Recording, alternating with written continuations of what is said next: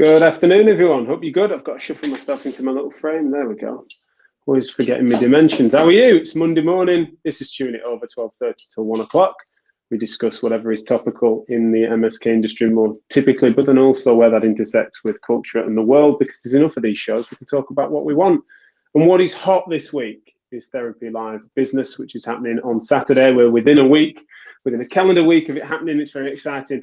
And so I'm really pleased to have Phil Badley and Andy Hosgood from our partners in crime on this show, Elevate Your Clinic. They are the founders, directors of Elevate Your Clinic, and have helped us to bring the program together. Going to be ever present on moderator duties, speaking. They've helped us put panelists and bring the brilliant talent that is across the education suite, which is great. And so really pleased to have them on the show to sort of discuss what they're looking forward to, but also get insight into the compatibility between Physio Masters and Elevate Your Clinic that is of massive interest to us, and why we're partnering with them on this event, as well as then you will have seen them across Therapy Live in June, big presence last year as well at the very first Therapy Live event. And so they've been massive supporters of what we've been doing, and just feel sensible for us, especially who are passionate about clinical education and about raising standards. The fact that they're then doing what is a very similar project, but on the sort of business of therapy side, and sort of improving standards and helping clinic owners to improve their systems. It's just a brilliant thing for us to be able to vouch for and trust that they've got their work done and that they are best in class in that area. And so to then collaborate, as we are doing for Therapy Live Business, has been very exciting. And so really pleased to be able to get stuck into that with them today. I want to ask you guys that are tuning in live a direct question to start us off. I had some really interesting feedback that came in from some episodes I did last week, which were sort of about my take on the therapy business industry and stuff, and explaining a little bit about what Physio Masters are going to try to do based on your survey feedback, as well as other comments on this show and beyond. So really interesting feedback coming through about where you feel it is. And it's one of the things that's most typical really is there are some common themes, but there's also some quite significant difference in takes between people, especially on the workforce thing. People who are trying to suggest the causal reason for some of the workforce challenges we face in private practice and stuff, or across the board in physiotherapy and beyond. And so I'm going to be provoking more discussion and debate around that, because there wasn't one common theme there. People have got very different takes, and it depends on their opinion. We need to get them together.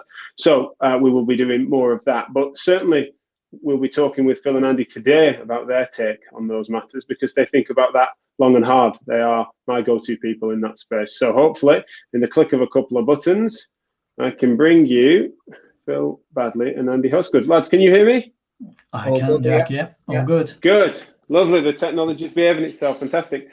So start off with them. For those that don't know who you are, who wants to take the question of who are you, what do you do, and what's EYC? Shall I go first, Phil, on this one? I think it would be good, Andy. Yeah, crack on. Well, background, like the classic thing, physiotherapist, sports rehabilitator, and spent most of my world working in private practice. I got thrown 7 years ago into consultancy and was doing loads of non-exec stuff. And then me and Phil have been good friends for a long time. So we were talking around the challenges in the therapy industry almost 5 years ago, and were basically had a very shared mission around what we were trying to do to help small businesses, small to medium-sized businesses. So we felt very aligned over how my frustrations of my friends, my experience of building a therapy business, and then Phil's experience from working in big corporates and then coming down and helping business owners. So it felt right that we should work together. Phil can tell you more about him, but he's an out of industry guy. So the idea was then we get a full overview of a business as a business. So that then put our minds together, and then we came up with the Elevate Your Clinic and the principles of what we find is best practice and best alignment. Well, it's good practice, which is why, you know, we talk an awful lot about what you do Physio Masters and about best practice in clinical, and what we talk about best practice in business and what that looks like. So we formed our consultancy, of which we've run for the last few years. And then after your show with our first Therapy Live, we recognized that, you know, there's a big demand for people that needed, you know, time poor, they needed support in ways and to get as much education, which made us, this year we launched our EYC Academy, which is our kind of online education for therapy business owners, really. So it's been a really nice journey, which has been taken on well, and working alongside yourself has been it's been really nice. Great stuff. Yeah, Phil, really glad to have you on the show. We had one show that was rearranged a couple of months ago, so I'm really pleased to have you here. And if you have a good experience, maybe we'll go one-to-one sometime soon. But yeah, out of industry, into therapy business. Tell me a little bit about your background, but then also if you can flow that into the question of your take on the industry as an outsider. Yeah, good to be with you, Jack. Just building on what Andy's been saying, really, my background out of industry, originally HR director, moved into general management in large organizations. And then about 10, 12 years ago, came out because I have a passion about team and individual leadership coaching and helping individuals to be at their best and to deliver great service. Seemed a natural synergy with Andy to bring the external context into a clinical world. So I know a bit more about an ACL and plantar fasciitis now than I did 3 or 4 years ago, although don't ask me too many questions.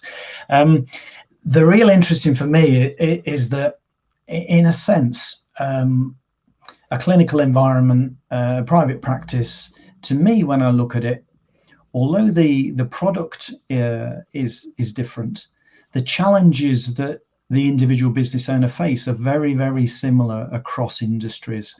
And that's why I've been really supportive and productive in the collaboration that I've had with Andy in supporting therapy business owners, actually, is just to get a handle, because we know that clinical excellence, and that's something I know that you talk about quite a lot on this show and beyond in terms of MSK reform, is almost a given. So you have to be good at that.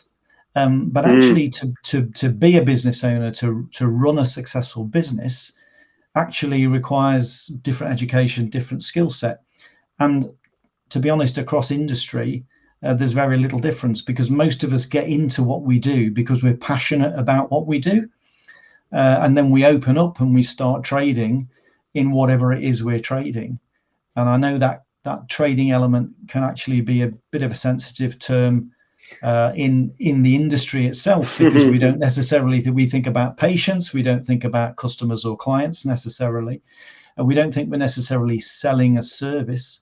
But Andy and I were talking earlier on this morning about there's a very blurred line, really, because if I'm coming to you, Jack, for some support in your clinic, then I'm probably rating you against a restaurant, a pub, the hairdressers, the golf club, wherever it is. I'm looking for that customer relationship. So I know, and that's where the kind of the balance and the rub comes, I think, in terms of helping individuals to develop and grow as confident and competent business owners.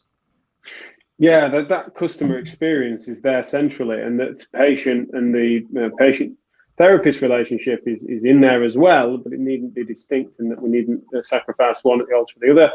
I realise now in intro, I mentioned that I was going to ask a question and never spat it out. Typical of me, wasn't it? But I was going to invite the audience to comment, for those that are tuning in live, as to what their take is on, and Phil's just given such a good insight there as to whether or not they feel as comfortable with regards to business-related variables as they do clinical ones, and also whether they know as to where they go to find that information for improving and aspiring to better business systems, as they do say their clinical reasoning or clinical skill set. And so please do, if you are joining us live, and join us in the comments. I know what you lot are like. If there's new guests on, you just sit there and listen until the last minute and send me too many comments and questions for me to get to. But surprise me, get stuck in early. Tell me a little bit about your take on that matter.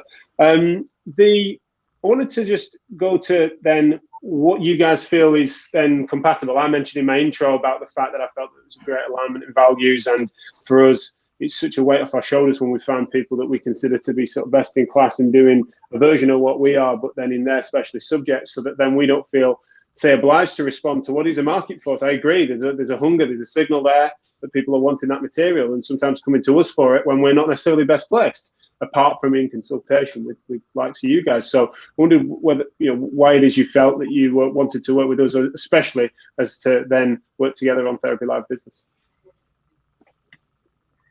Do you want me to have a go? Yeah, please, Andy, and I'll follow in. I'll be your wingman. Yeah, so I'll tell you why I thought it was a good alignment, if that helps, because I remember listening to you a long time ago. I say that in a positivity. It just means that you've been obviously doing something right, that you're still going right. Not an age-related thing.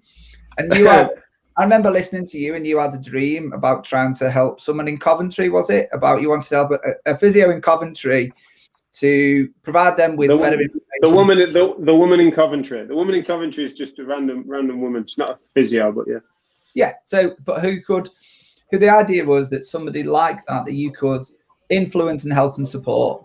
Mm-hmm. And that rung to us because one of the things that we both, I've always been, as a physio, was always kind of really passionate about was trying to help people. And one of the things that certainly for us, one of the things that we wanted to not be is one of these organizations that me and Phil knew all the answers. We wanted to certainly be bringing in best in practice in business principles. That's why we work with top employment lawyers and health and safety consultants that do the content for Academy. It's not Andy Hosgood, the physiotherapist, doing the risk assessment. It's the health and safety consultant tells you how to do a risk assessment, but understands the therapy world. And one of the things that we felt that what we were doing or were trying to do and attempting to do with building our networks and our academy and then through our coaching and our networks was really trying to help people that we might never even meet. But if by providing them with the education, they could go on to build better therapy businesses. So there was an awful lot of alignment between almost what the Physio Masters were trying to do and improve in the clinical excellence and what we'd had a conversation 5-6 years ago while having a coffee in a little cafe in Clitheroe, where we were talking about, wouldn't it be lovely if we could really influence and improve people's businesses with that? And sometimes it might not even be that we actually got to meet them. So that was the first thing, I think, for us, that it was a real good alignment about where we could go. I think building on that, Jack, I think for me, looking outside in, I've always been passionate about helping people to live good quality lives and to achieve their goals. And it struck me, the more I learned about the world of clinicians, there was a great alignment to what was actually going on in the treatment room and what I was striving to achieve with individuals, supporting them as business owners.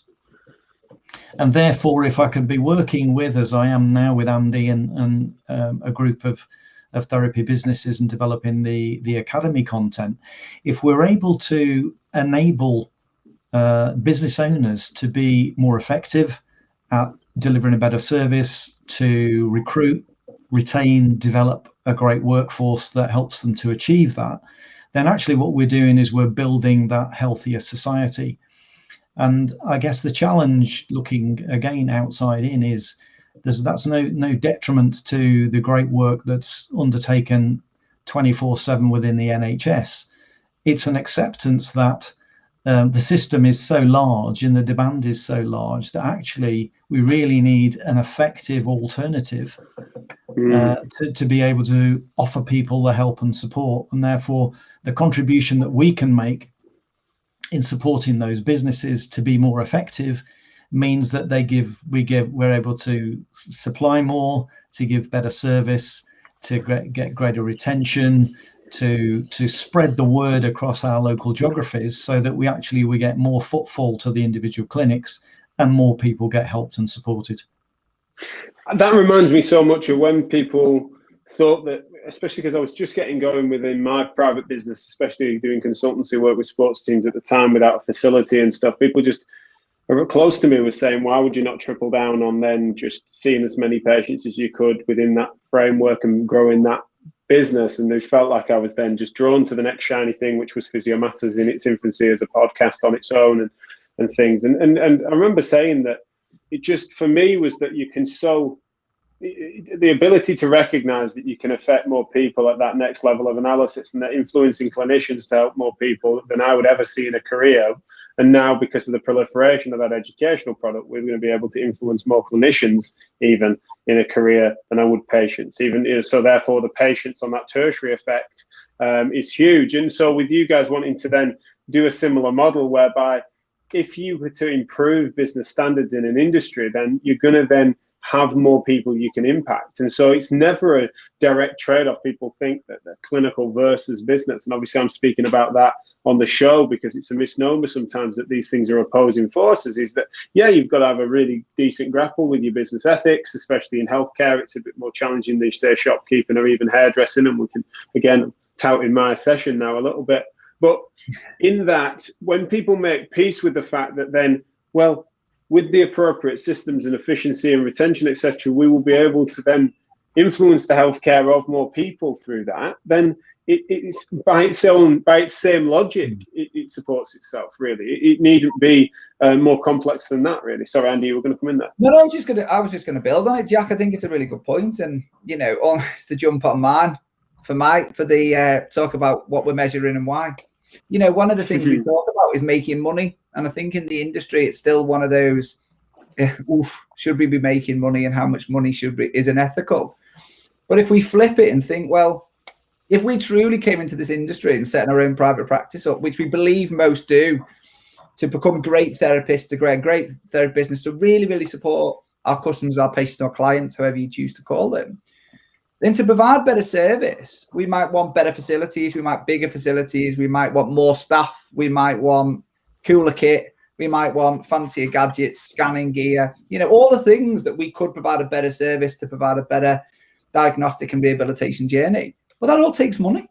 So, the whole flip of me is, if you get your business operationally well and organized well and set up in the way, all based within good and excellent clinical reasoning and care, and that makes a profitable business, you've then got money to reinvest back into that to either grow and develop so you can help even more customers. So I think it's just a reframe of how we look at the finances. And actually, if you set up operationally well, you waste less money, you waste less time and less effort that can be applied in a more sort of direction, in a positive direction, to kind of help the customers more, can't you?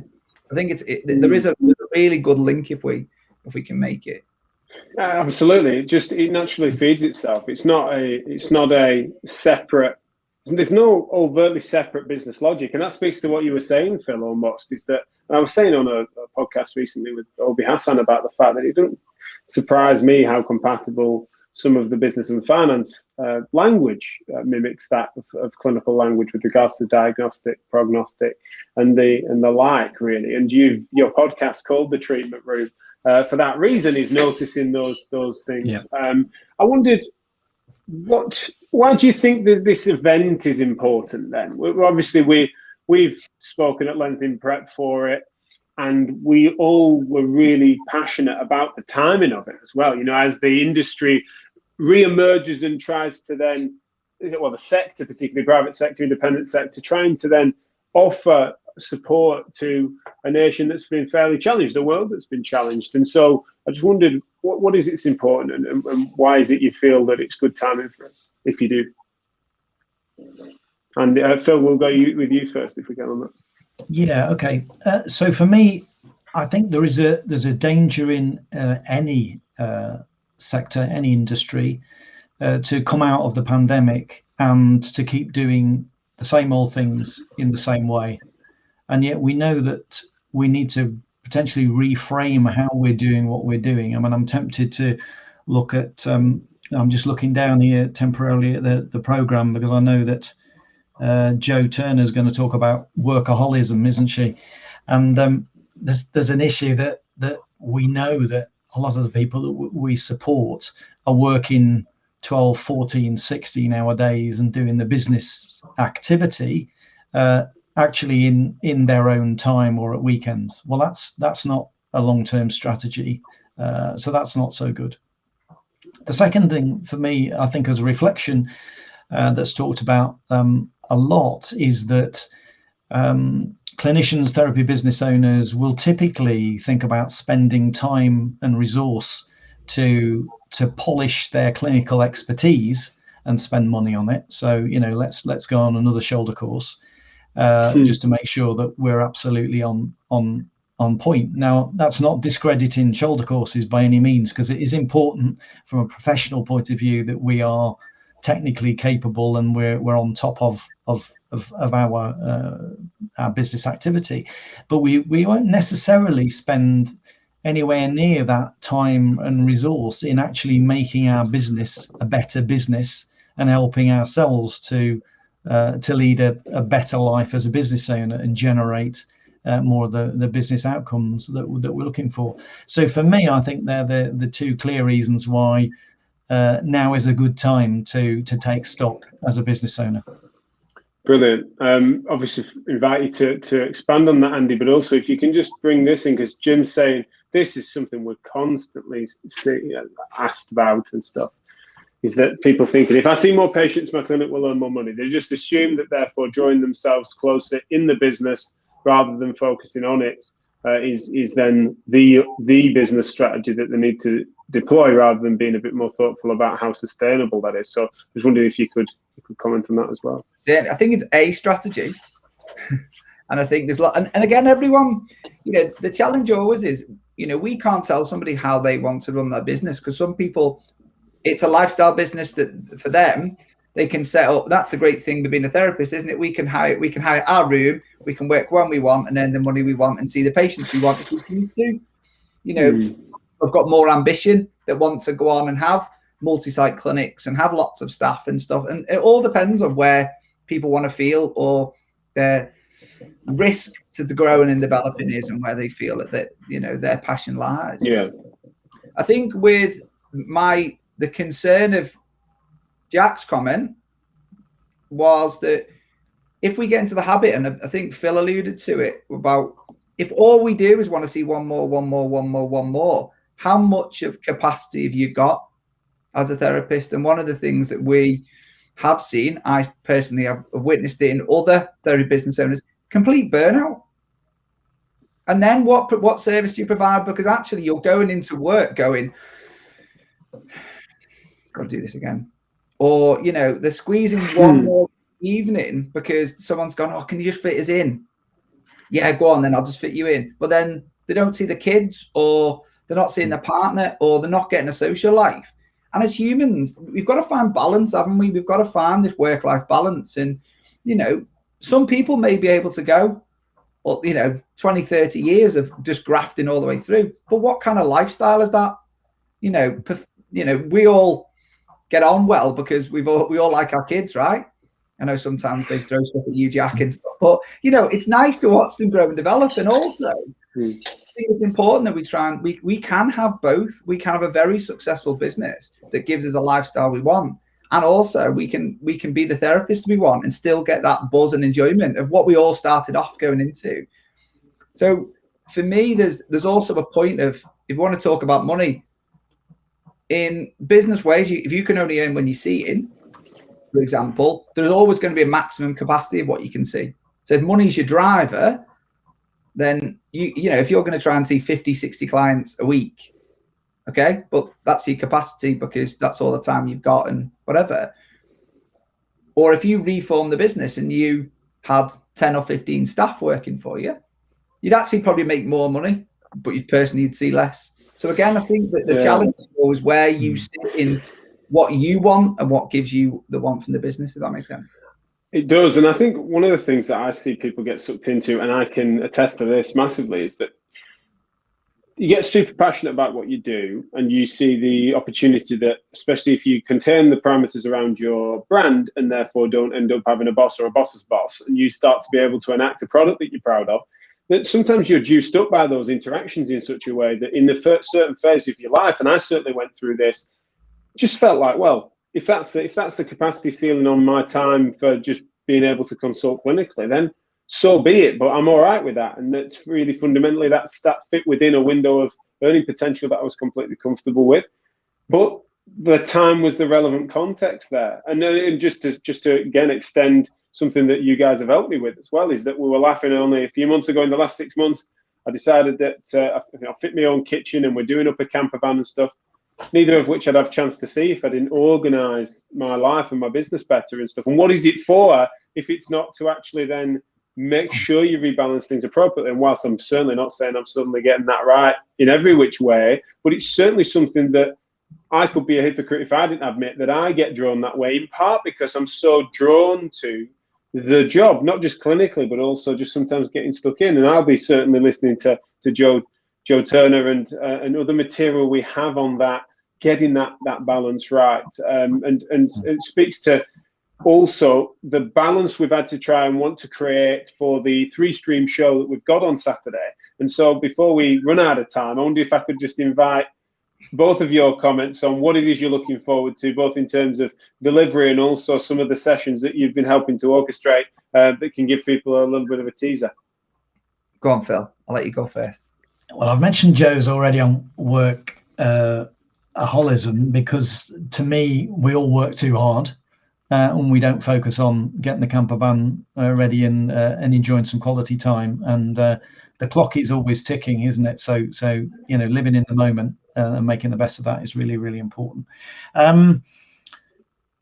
Staying out of jail is one that I'm actually working with on Dean, who is our health and safety specialist, and that's a fun fun bit of content with a serious twist. So I'm looking forward to that. Always interested in listening to Michael about marketing mistakes. I think that's quite a good one. And then for me, the other one I think is probably the governance and compliance one with Sandra and Sarah, because on the face of it, that sounds a bit boring, but it's really, really important. And we know that they've got some really good content. So I think they're, apart from mine at the end of the day on how to make feedback work to grow and improve your business, which obviously if you've still got stamina at the end of the day to have a listen to, then that would be great if you tune in on. No, I'm sure that's the finale, right? That's the big keynote finish. As I did mention, didn't I, that everyone's going to start commenting right at the last minute. So I'm going to come to them in a second, but you're all buggers for doing that every time. I called it, but you've still done it. So I'll come to your comments in a sec. Thank you, everyone, and do get them in the last few minutes. Andy, same question to contestant number 2. For me, I think the highlights is definitely Phil's on feedback, because I've been having a little canter with him this morning. So that sounds a really, really interesting one. So I'd get on that. Yeah, there's some good, I think I'm moderating on some good money ones as well. So it'll be interesting, because I think, you know, the role of an accountant, I think is really interesting, because especially in the fundamentals and foundation kind of program, I think massively important that people understand that. You know, OB, anything he does, we've had some right good conversations over the recent months. So I think anything to help people understand the cash flow and all the money that they're going to be doing is really, really important. So definitely something to listen to. The guys from Sales Geek, which I've done quite a few courses with, are going to be there. One of the directors is going to present him, which again, putting selling in an easy way and making, you know, trying to get understanding for the industry is important. So yeah, for me, I think everything is, I mean, we've had lots of conversations about this, and I think the whole agenda is really set out well. So I think it's going to be a really, really exciting day. So do I. Yeah, I think I'm glad you say that, because I asked myself that question and was really sparked for choice. And for those that haven't seen yet, we've split it into 3 streams, but they also naturally interlinked. It was hard to make them really distinct, but fundamentals, progression, and innovation. And the way in which there really is something for everyone, whether you're an aspiring business owner thinking about going it alone, whether you're already in that sort of one-man band, one-woman band stage, whether you're wanting to grow that clinical, wondering as to whether or not you fancy doing that and going multi-site, whatever phase you're in, there's going to be something for you. And some of the sessions you've mentioned there, staying out of jail, that's about as close to clickbait as we've gone on the program, isn't it? But also, like you said, Sandra and Sarah's work at HCPG, that understanding, it's a good example of how we've got that almost what they call front of house of a restaurant. They call it the kitchen, you know, making sure your food standards are good in a restaurant. And I think that really is the balance between that front and point of sale type stuff and then integrating that with clinical excellence. But then also we've got some really good stuff on infrastructure that sometimes doesn't get the coverage. And sometimes it's dry, the content's not dry, but it's sometimes the way it's delivered can sometimes be. But on this program, you've got some of the best thinkers in that area that certainly are interesting and are going to hold your attention regardless of what the topic is. So I'm really pleased and looking forward to it. Thank you so much for the comments then from everyone that are flooding in, of course. Angie said here that be glad you met Phil and Andy at your age, Jack, not when I did. I wish I had them in my business years ago. Now, that's a cracking testimonial. You have to write that down, gents. because I totally agree with her there, and I'm very fortunate. Karen Scholhammer, thank you, Karen, saying a great collaboration, which of course I agree with. And I think that way in which we brought this program together is something I'm really proud of, and certainly our first show, which has been solely focused on this sort of material, is so timely as the industry reemerges, as we need to put rehabilitation at the heart of healthcare, something that I'm so passionate about across the board with all of my different hats that I wear. But the ability to then flex into it and really carefully get some material together to help those that are aspiring in an entrepreneurial direction where some real innovation will be sparked. I'm so excited for how fertile the conversation will be in those comment sections. So if you've got your ticket, I'm afraid that it's sold out. So if you haven't got your ticket now, then you've missed out. However, you can still go to therapy-live.co.uk and have a look around there. You can get access to the recordings. Check out the EYC Academy, which, as we've said, is such a perfect example of self-service material for busy clinic owners, of which this material will naturally become part of. Thank you to, I'm going to not get to all these comments. I was worried about that. But Joe Turner, it's a good couple of comments from Joe and Catherine to finish. We are taught endlessly how to care for others, rarely to look after ourselves and our businesses, which ironically help us to better care for others. But that needn't be a necessarily be a qualifier. I think it wasn't me fluffing my words there. It was Jo. She's just throwing me off, but we know what she's meaning. Catherine said, so true, such a balance between doing everything and wanting to help as a clinician with a business. This is where outsourcing is so important. I think the challenge is knowing when to outsource as a new business owner, and the balance of money within, what else did she say? Within that. Brilliant. So thank you so much, Catherine. And certainly we have a session on outsourcing, and I'm sure it's something that will come up in various panels. Many thanks then, gents. I don't want to keep you for much longer. We're in over time. But just remind people where they can find out more about you two on socials and your website. So Elevate Your Clinic on all the socials, and www.elevateyourclinic.com. Can find us all about the Academy. And we've also got our Academy Lite, which is a free version, and that will be opening up totally free for those people who are accessing your show. They'll be able to get full access to our Lite version after the show. So, yeah. Brilliant. Oh, super. Right. Well, thank you so much, gents. And I'm really looking forward to it. We'll no doubt be speaking WhatsApp in various different places over the week. But at the moment, it seems that everything's sort of set up and ready, doesn't it? It was a bit unnerving, but I think we're good. So, yeah, I'll speak to you soon. Thank you so much. Yeah, thanks, Jack. Take care. Take care. See you, everyone. See you tomorrow.